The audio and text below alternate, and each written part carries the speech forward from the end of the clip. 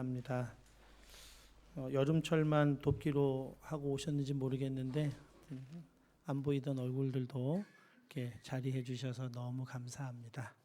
우리 좌우 앞뒤에 계신 분하고 인사하겠습니다. 하나님 우리와 함께 하십니다.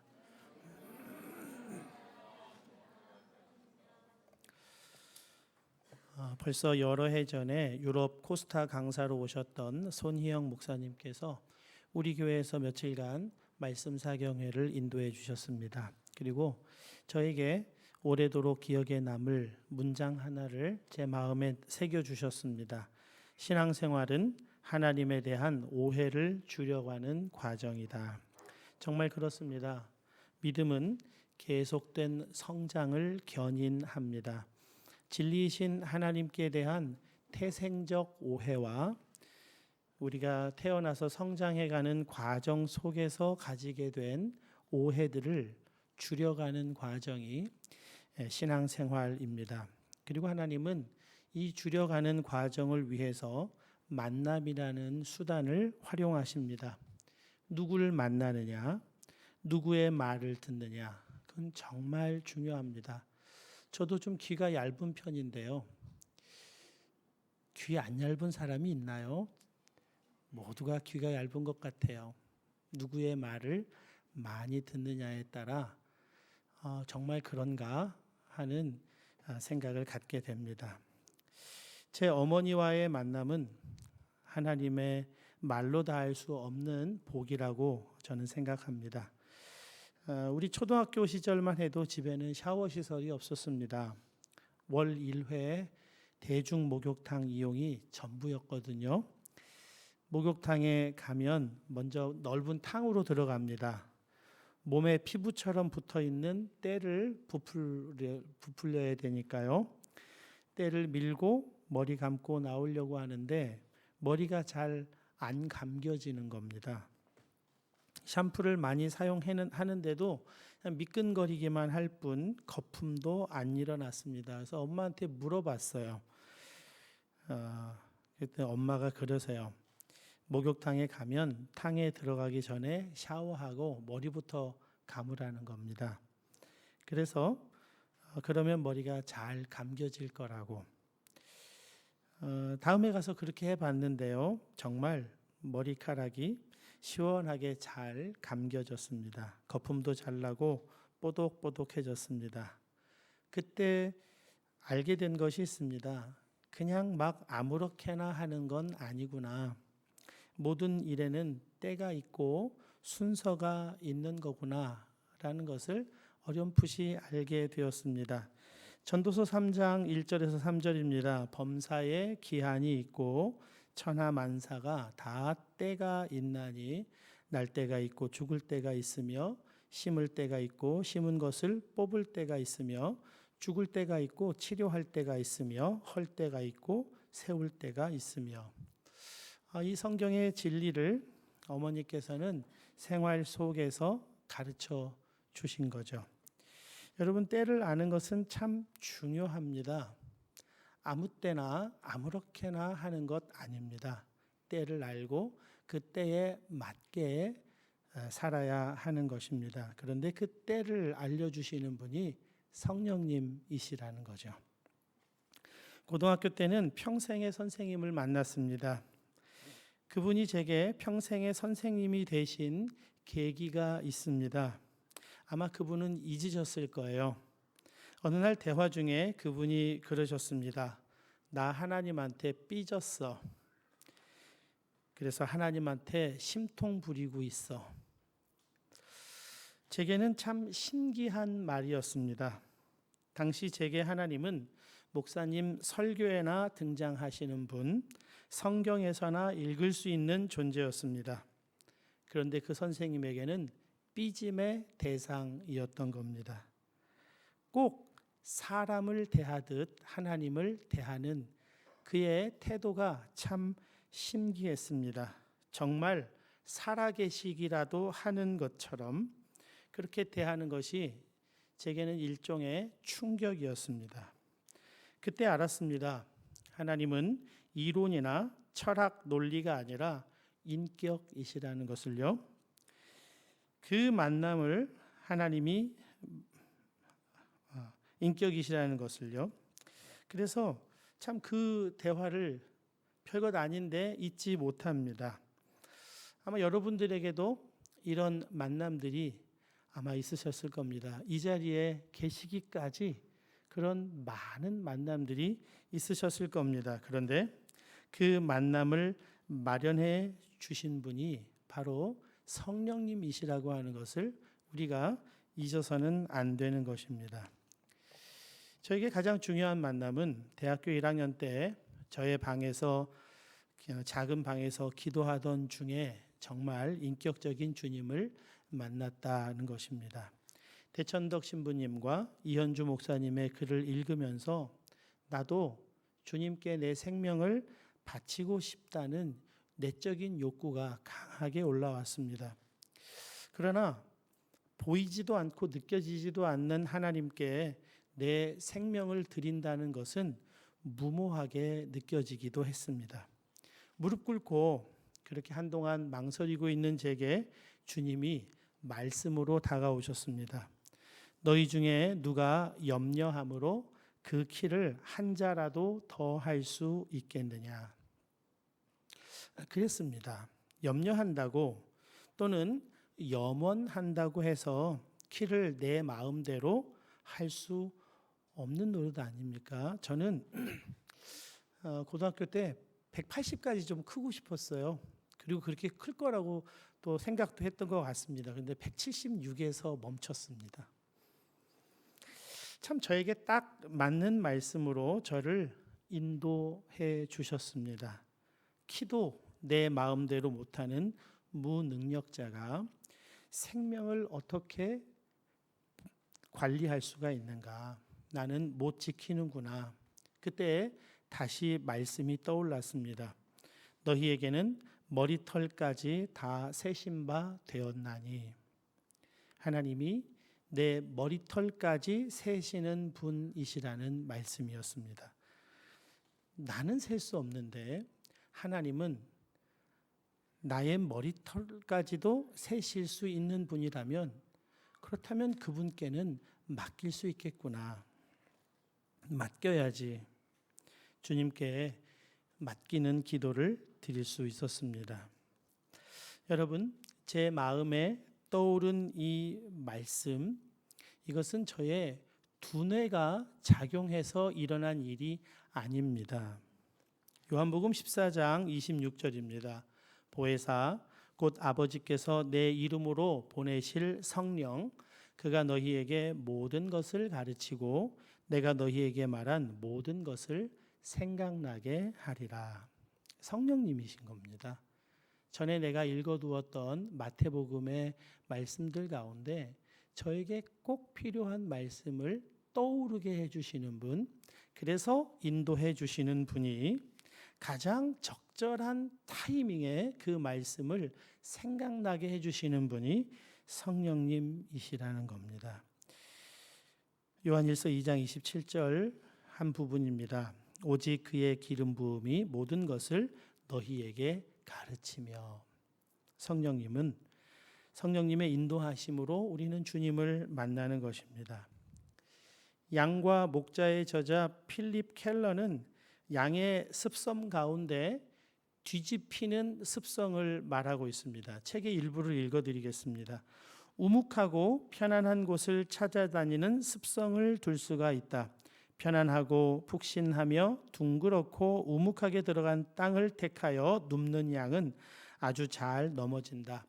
그러한 땅에서는 양이 굴러서 벌렁 뒤집히기가 일수이다. 뒤집힌 양은 버둥거리다가 속에 가스가 차서 질식사하는 경우도 있고요. 뒤집힌 양을 노리고 있던 독수리, 사자, 곰 같은 맹수들의 타겟이 되기도 합니다. 그런 양이 꼭 우리 인간과 같다는 것이 성경의 말씀입니다. 이사야 53장이죠. 우리는 다 양 같아서 그릇 행하여 각기 제 길로 갔거늘. 고린도전서 10장 12절입니다. 그런즉 선줄로 생각하는 자는 넘어질까 조심하라. 우리는 다 양 같아서 그릇 행하는데요. 가장 그릇 행하는 것이 스스로 선 줄로 생각하는 것입니다. 자기 자신의 상태를 모른다는 말입니다. 뒤집힌 상태인지 바르게 서 있는지를 모른다는 거예요. 전투기가 굉장한 속도로 날아갈 때 가장 위험한 순간이 있대요.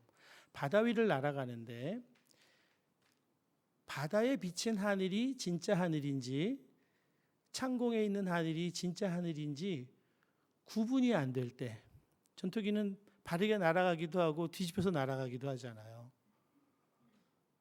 바다에 비친 하늘이 진짜 하늘인 줄 알고 그쪽으로 그냥 향하게 되면 그냥 바다에 곤두박질 쳐서 큰 사고를 당한다는 거예요. 그래서 전투 조종사들은 자기의 육감을 믿지 않고 계기판을 믿어야 된다. 그런 이야기가 있습니다. 요한복음 4장에는 사마리아 여인이 나옵니다. 한낮의 뜨거운 태양이 자결하는 시간에 물을 길러 나와야 할 만큼 이 여인은 동네 사람들과 마주치기를 싫어했습니다. 안 보면 그만이라는 생각을 했을 겁니다. 그런 여인을 예수님이 만나주시고 가서 내 남편을 데려오라 돌직구를 날리십니다. 여인에게는 남편이 없었습니다. 5번이나 바꿨지만 여인의 마음에 드는 남편은 없었습니다. 남자에게서 만족을 얻을 수 없다는 것을 여인은 몰랐습니다. 자신의 목마름을 어떻게 해결해야 하는지 몰랐습니다. 여러분, 이성에게서는 만족을 얻을 수 없는 것이 우리 인간 존재입니다. 주님을 만나고서야 비로소 목마름이 해소됩니다. 그리고 그토록 꺼리던 동네 사람들에게 주님을 전하는 놀라운 삶이 됩니다. 인생의 목마름은 이성을 만나서 해결되는 것이 아닌 줄을 여러분 잊으시면 안 돼요. 특별히 우리 청년들, 결혼이 여러분 인생의 탈출구라고 오해하시면 안 돼요. 그건 무덤입니다. 내가 죽고 예수가 사시는 실제적인 훈련장이에요. 한밤중에 예수님을 찾아온 바리새인이 있었습니다. 니고데모입니다. 밝은 낮에는 올 수가 없었습니다. 사람들의 이목을 피하고 싶었습니다. 예수님은 그에게 거듭나야 한다고 말씀하십니다. 니고데모에게는 이해할 수 없는 말씀입니다. 그는 거듭날 필요를 전혀 가지고 있지 않은 사람입니다. 선택받은 유대인이고요. 유대인 중에 율법을 정통한 사람이고 그 정통한 율법의 아주 작은 구문까지 다 지키는 사람이었습니다. 천국은 따놓은 것이라는 생각을 가지고 있었습니다. 그런 그에게 예수님은 거듭나야 한다고 말씀하십니다. 여러분, 말씀을 아는 것과 하나님을 아는 것 사이에 간격이 있음을 여러분 잘 분별하셔야 됩니다. 시편 119편 11절입니다. 내가 주께 범죄하지 아니하려 하여 주의 말씀을 내 마음에 두었나이다. 여러분, 지금 시인은 주의 말씀을 내 마음에 두는 그 이유를 주께 범죄하지 않기 위해서라고 말씀과 주님 사이에 간격이 있음을 이해하고 시를 쓰고 있는 것입니다. 시편 119편 12절입니다. 찬송 받으실 주 여호와여 주의 율례들을 내게 가르치소서. 주의 율례, 주의 말씀을 가르치시는 분이 따로 계시는데 그분이 주님 여호와이시라는 겁니다. 너무 뻔한 이야기입니까? 여러분, 성경을 읽고 성경을 보면서도 우리의 시선은 성경을 통해 내게 말씀하시는 주님께로 향하지 않는 일들이 너무나 많아요. 성경 말씀 안에 그대로 갇혀 있습니다. 여러분, 우리 기독교는 사상 체계를 세우는 종교가 아닙니다. 철학하는 종교가 아닙니다. 많은 분들이 주님과 아무런 관계없이 종교 생활로 기독교 생활을 합니다. 마음에 감사가 생기면 감사하네, 그것으로 끝이 나요. 여러분, 마음에 감사가 생기면 그 감사를 주시는 주님께 감사합니다 할 줄 알아야 되는 거예요. 주님께 가야 합니다. 시편 136편 1절입니다. 여호와께 감사하라. 그는 선하시며 그 인자하심이 영원함이로다. 136편을 다 읽어보세요. 이스라엘 역사 속에서 하나님이 얼마나 이스라엘 백성들을 위해 일한 내용들이 가득 차 있습니다. 그런데 그때마다 그에게 감사하라는 거예요. 고맙네, 감사하네, 잘됐네, 그렇게 내 안에 끝내는 것이 아니라 주님과의 관계로 이 감사를 끌어가야 된다는 고백을 이 속에 담고 있는 겁니다. 그래서 여호와께 감사하라. 우리 기독교는 주님과의 관계가 친밀해지고 구체적이 되고 실질적인 것으로 계속 성장하는 종교인 것입니다. 주님과의 관계를 빼놓으면 우리 기독교는요, 다른 종교와 다른 게 없어요.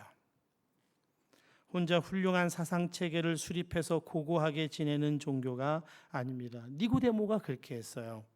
살아계시는 하나님과 아무 관계가 없이 종교 생활을 하고 있었습니다. 그것으로 자기는 천국이 보장되었다고 생각하고 있었습니다. 그래서 거듭남이 필요했던 거예요. 주님을 인격적으로 정말 만나야 했던 것입니다.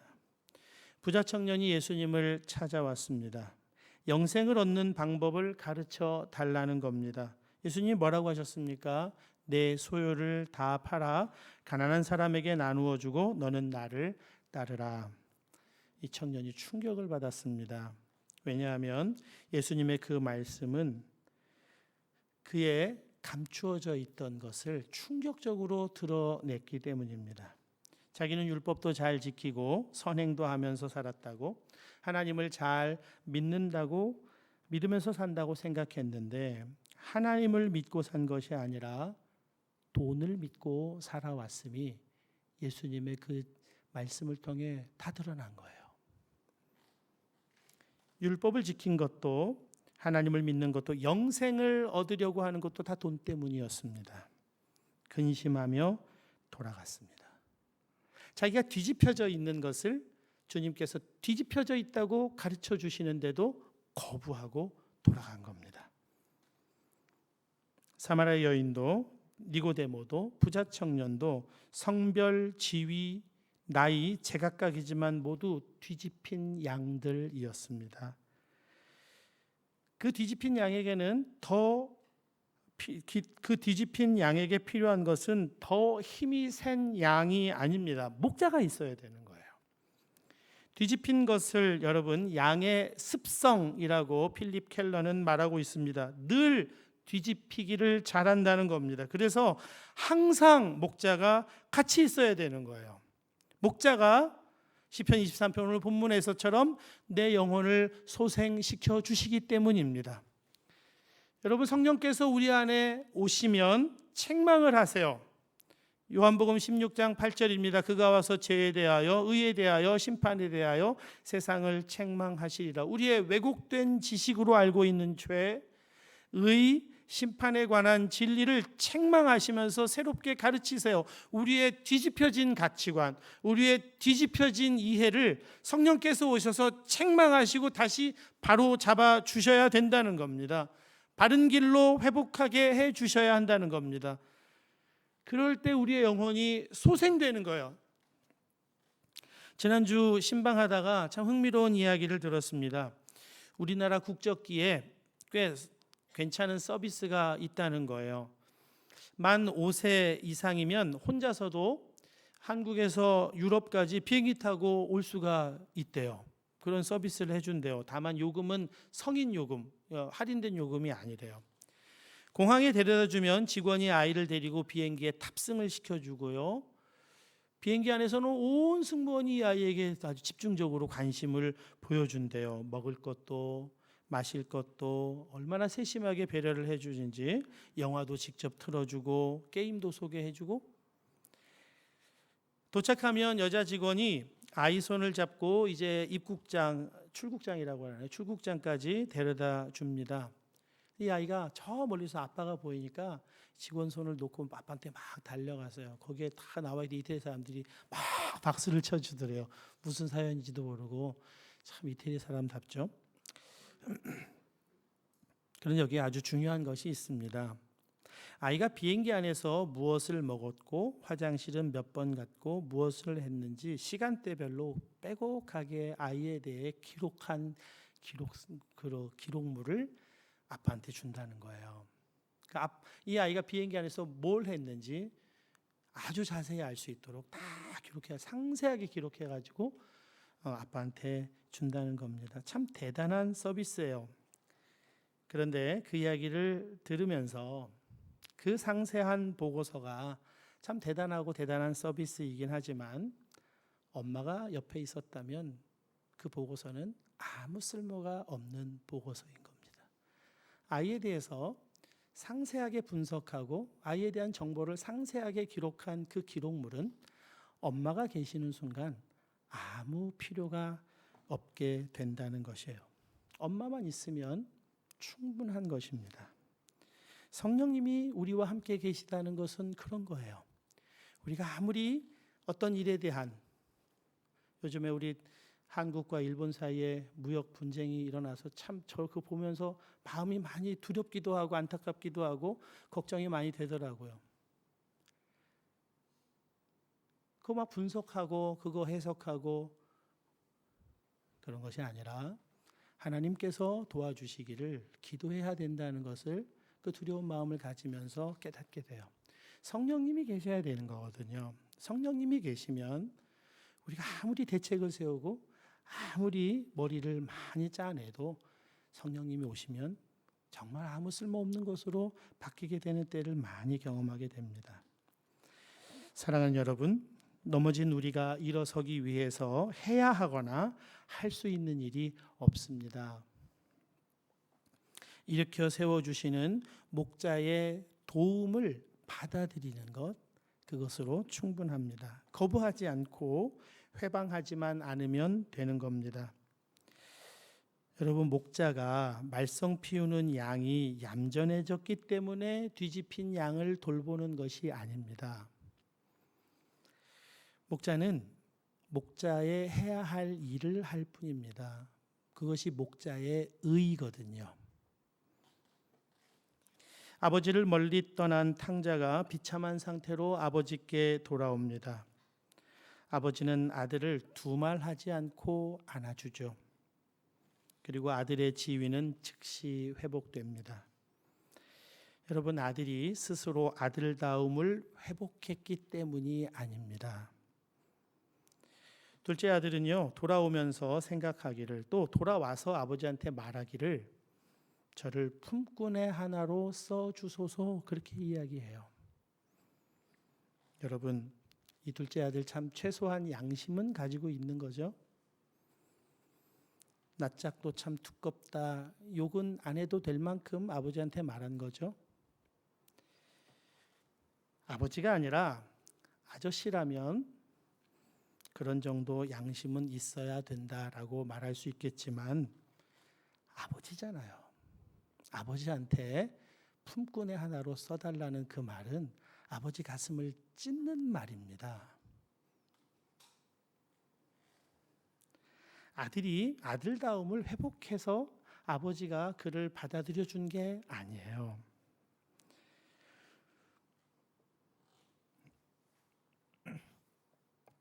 여러분, 회개했기 때문에, 양심적이기 때문에 용서받는 것이 아닙니다.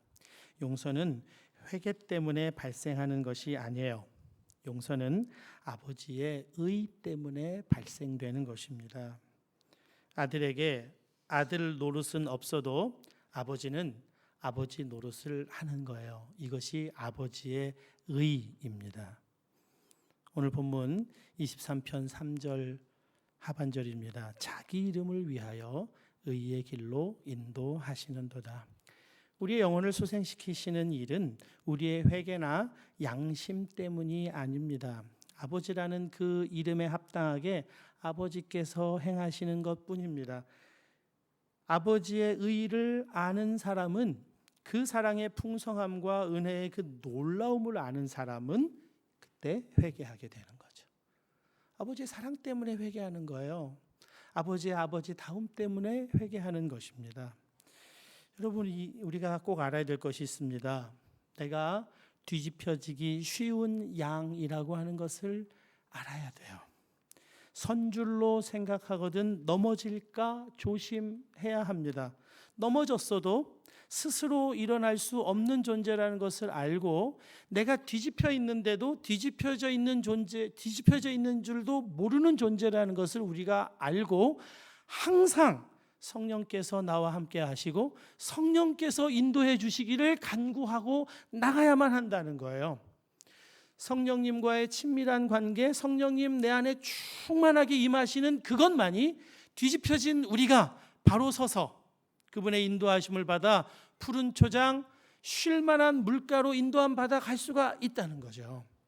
그러니까 우리가 할 일은 우리 자신을 향한 기대나 신뢰가 아니라 전적으로 성령님께 대한 신뢰, 그것뿐이에요. 우리 안에는 우리 자신을 쉴 만한 물가, 푸른 초장으로 이끌어 갈 만한 게 없어요. 아무것도. 우리의 시선을 우리 자신에게 둘 것이 아니라 성령님께 두는 것입니다. 내가 얼마나 잘 뒤집혀지는 양인지, 어느새 내가 무슨 말을 듣고 엉뚱한 오해를 하고 엉뚱한 생각을 하고 있는지를 알아야 돼요. 그걸 하나님 앞에, 주님 앞에 그대로 인정할 줄 알아야 돼요. 제가 그런 사람입니다. 제가 그런 사람이니까 다시 일으켜 세워주세요. 그럴 줄 알아야 되는 거예요. 주님과의 관계 속에서 살아가는 것을 계속 배워